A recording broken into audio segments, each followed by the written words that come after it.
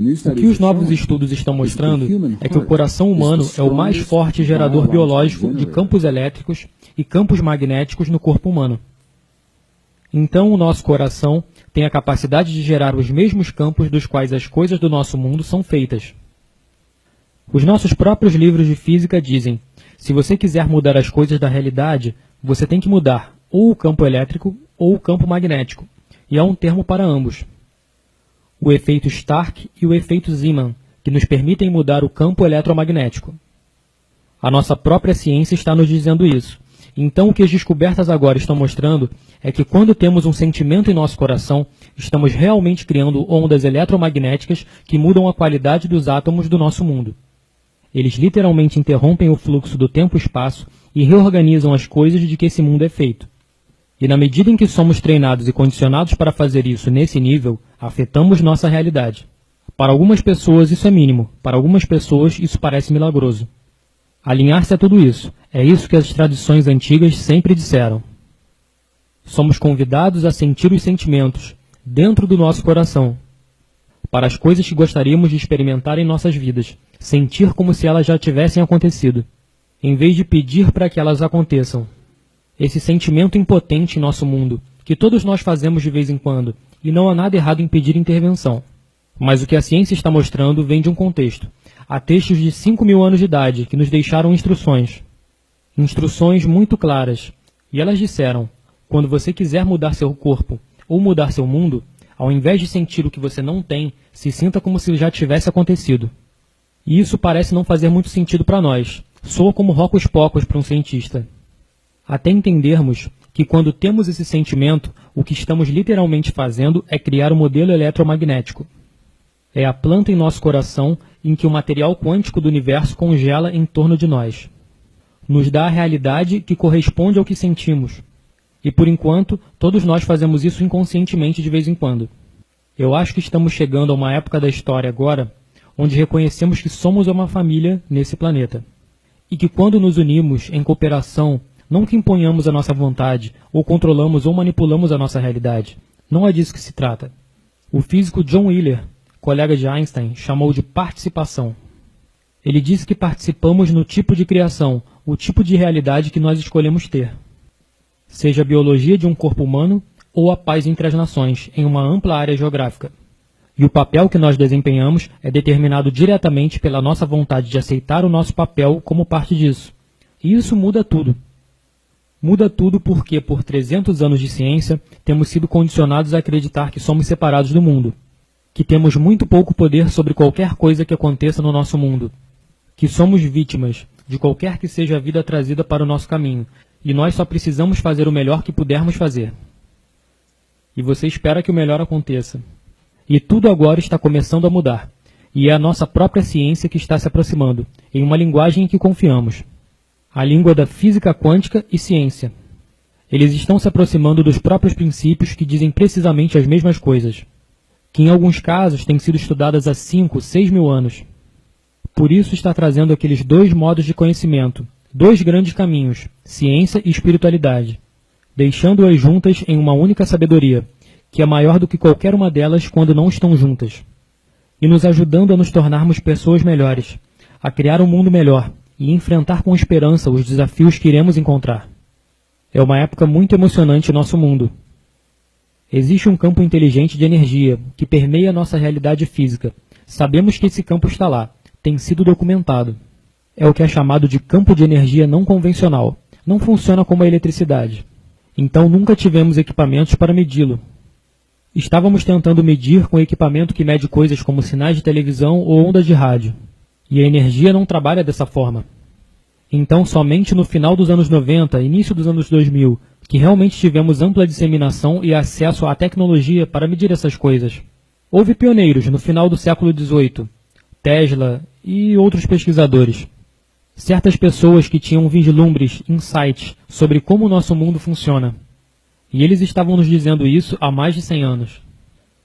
Mas isso só foi disseminado em artigos acadêmicos e revisados por pares recentemente. Isso só se tornou aceito nos últimos anos. Então estamos chegando apenas ao lugar onde essas tradições antigas começaram. E é aí em que a ciência e a espiritualidade, eu acredito, realmente podem servir uma à outra.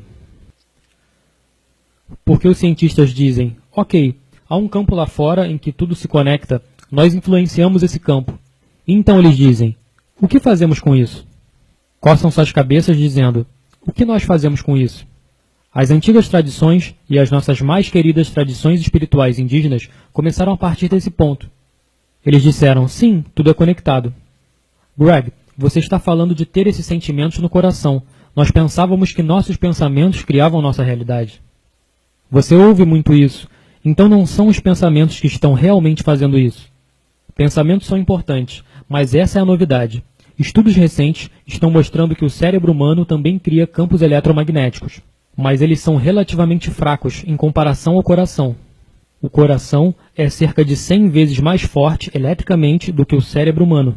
E o coração é cerca de 5.000 vezes mais forte magneticamente que o cérebro humano.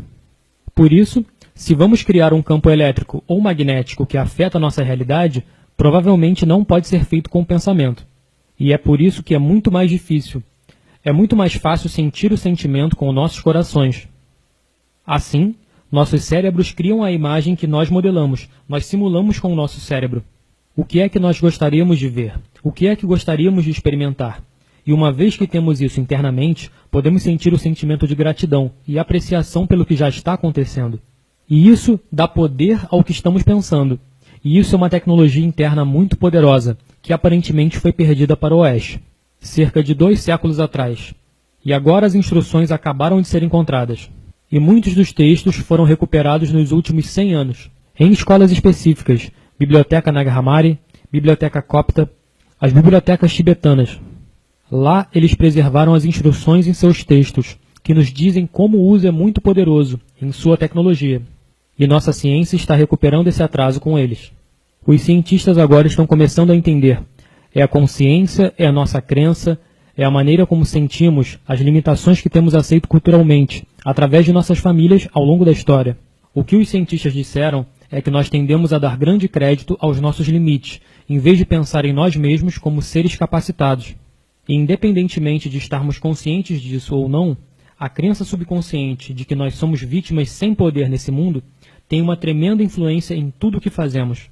Até pessoas muito conscientes que gastam suas vidas em ashrams e em cavernas meditando, em um mosteiro que você conheça do outro lado do mundo a 17.000 pés acima do nível do mar. Há lugares dentro de nosso ser, indicando sermos vítimas impotentes, e isso ocupa um papel dominante em nossas vidas. Por isso ficamos em conflito entre isso e as nossas grandes capacidades. Nas tradições sânscritas, que são a raiz de muitas das coisas que estamos falando hoje, o que encontramos é que há um sistema de 7 chakras, 7 sistemas de energia, 3 abaixo do coração e 3 centros acima. E esses centros, nas tradições sânscritas, estão ligados diretamente aos componentes que estávamos falando a respeito, do que conversávamos sobre a manifestação. Os 3 centros de energia superiores estão ligados ao que poderíamos chamar de nosso processo de pensamento, nossa comunicação. E os 3 centros mais abaixo estão ligados ao que poderíamos chamar de emoção. E eles definem emoção um pouco diferente do que nós. Eles dizem que há 2 emoções primárias que nós produzimos. Há o amor, que é uma dessas emoções, e depois tudo que acreditamos ser o oposto do amor, está no extremo oposto do espectro. Por isso, é como 2 polaridades com a mesma energia. Assim, para muitas pessoas é amor e medo. Então eles dizem que a maneira como nós trabalhamos nesse mundo, a maneira como nos manifestamos, como nós e nossos centros superiores achamos que comunicamos, falamos com outra pessoa, o que verbalizamos, o que gostaríamos de experimentar, imaginamos em nossa mente. Esse é o pensamento. E uma afirmação é um pensamento. Só que é um pensamento vazio, a menos que nós coloquemos um pouco de energia nisso. A maneira de colocar energia nisso é estimular e desenvolver a energia desses centros de energia mais baixos. Nosso amor pelo que estamos pensando, ou subconscientemente, nosso medo do que estamos pensando. E quando nós fazemos isso, quando combinamos o pensamento e a emoção, eles se unem nesse mágico, misterioso e precioso lugar, bem no centro de nossos corações. E é isso que os ancestrais disseram. Onde eles agiram, está tudo em nosso coração. E por definição, criamos um sentimento. Sentimento é a união entre pensamento e emoção, O sentimento é o que cria as ondas que falam para o campo, para a matriz do nosso universo. O sentimento é o que cria. Assim, a menos que tenhamos imbuído nossa afirmação, que a tenhamos alimentado com a emoção do nosso amor, pelo nosso companheiro perfeito que está se manifestando agora, ou nossa abundância, ou a nossa cura, ou a cura dos nossos entes queridos, eles podem se tornar apenas um pensamento vazio. E algumas pessoas acabam ficando frustradas com suas afirmações. Sabe, elas dizem que fizeram suas afirmações 100.000 vezes por dia, e nada aconteceu. E elas perderam o interesse, se sentiram sem poder, elas se sentiram como vítimas. Elas dizem, você sabe, essa coisa não funciona, porque só tínhamos metade da fórmula. Então o sentimento é o que realmente cria, e é por isso que, para mim faz tremendo sentido, se o sentimento é o que cria, então você tem que dar a esse campo algo para trabalhar. Então ele pode te mostrar o que você está criando. Por que não sentir o que é que você gostaria de experimentar? Assim, o campo pode dar isso de volta para você, em vez de sentir as coisas que você não tem, que você não quer, porque esse é o modelo que o campo recebe de volta para você. É algo muito sutil, é uma pequena mudança espiritual, em pensar nos resultados. Em vez de pensar no lugar de falta, alguma coisa muda, então a sensação de que estamos criando fica muito próxima, associada ao que chamamos de crença. Crença e sentimentos ambos ocorrem no coração. Quando você tem uma crença sobre algo que você tem geralmente sentimentos muito fortes sobre essa crença. Você pega alguns dos tópicos mais controversos em nossa sociedade hoje.